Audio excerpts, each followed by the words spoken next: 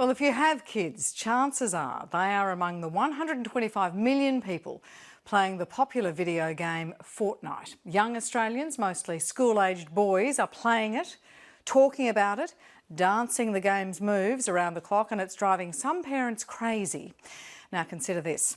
The World Health Organization has just recognised gaming disorder as a medical condition, and some parents are flocking to professionals to pry their kids away. But for others, the game is just like any other hobby. It's all about balance. It's 10 o'clock. Ashlyn McGee reports. If Mum and Dad weren't around, I would play Fortnite for 24/7.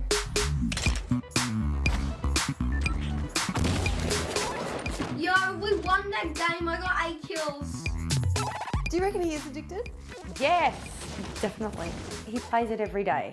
Plays it every morning, plays it every night. How did he get 75 damage on me? I really want to get him back into playing football, getting on, you can, hacker. I can hear him. Oh my god, it's, no. Meet Riley Holzinger and his mum Angie. No, I'm hungry. Of course you're hungry. Well, I'm going to cook some dinner. Dinner's going to be in about half an hour.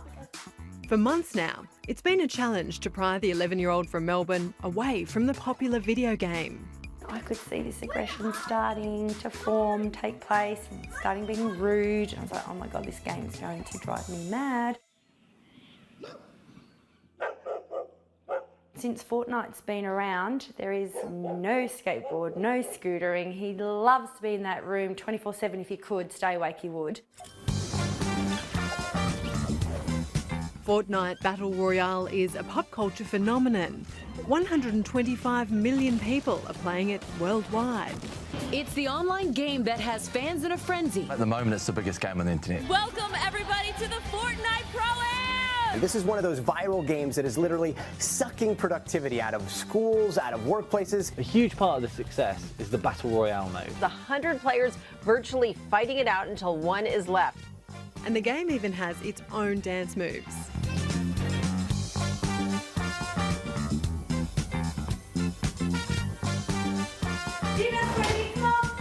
You should have done it up here. Angie uses the game as a bargaining chip. Eating dinner with the family and doing homework buys Riley more time on the game. I like that you can talk to your friends online and have fun. Like, you can be the last one standing, and there's new updates like basically every week. So what about Ninja? Have you played Ninja yet? I'm not that addicted. What do you mean, not that addicted? Like, kind of. But, yeah, I get off when I kind of want to. But plenty of kids don't.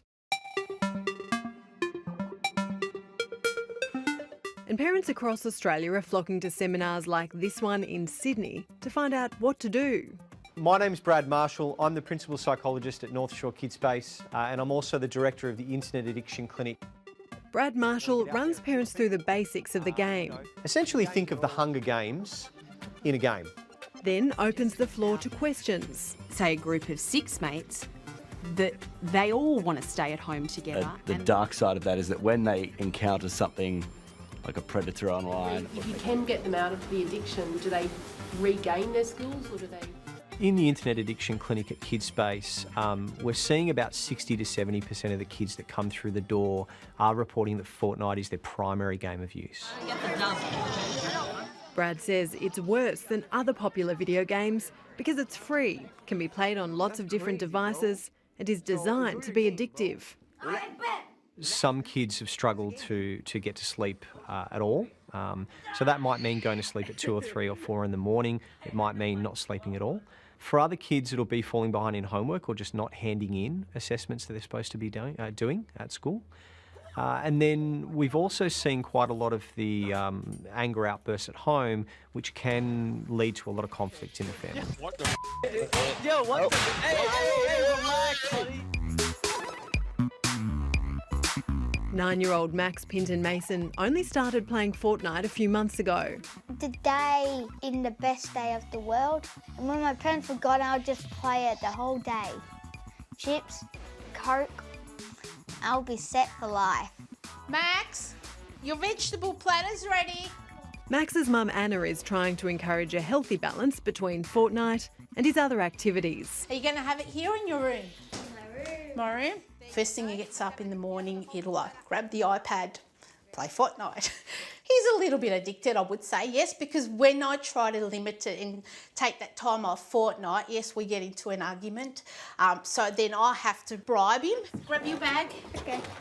He plays in the morning, in the afternoon, and on the hour-long drive to school each day in country Victoria. I think for most people, it's something that they're very passionate about, that they enjoy. But going into addiction means that there's probably, it's not just a matter of time spent on a game, but that there's psychological aspects where someone's becoming dependent on it. Professor Murat Yücel is a clinical neuropsychologist at Monash University who specialises in addictions. One of the things we're very much attracted to is reward, and these games are so rich. They're three-dimensional, rich with the potential for so many rewards. For example, you might have a small win and there's celebratory sounds that come through, or you have a small win and you unlock an option or get a new skin that's available. These are all things that reward you for effort along the way. These small victories light up a part of the brain called the reward system. It comes with a dopamine burst that hits the habit system. And that's how behaviours become habits. Back at the Holzinger house, Riley's contemplating what he'd do without Fortnite. Probably game raging, smashing stuff and that, and getting sad and that.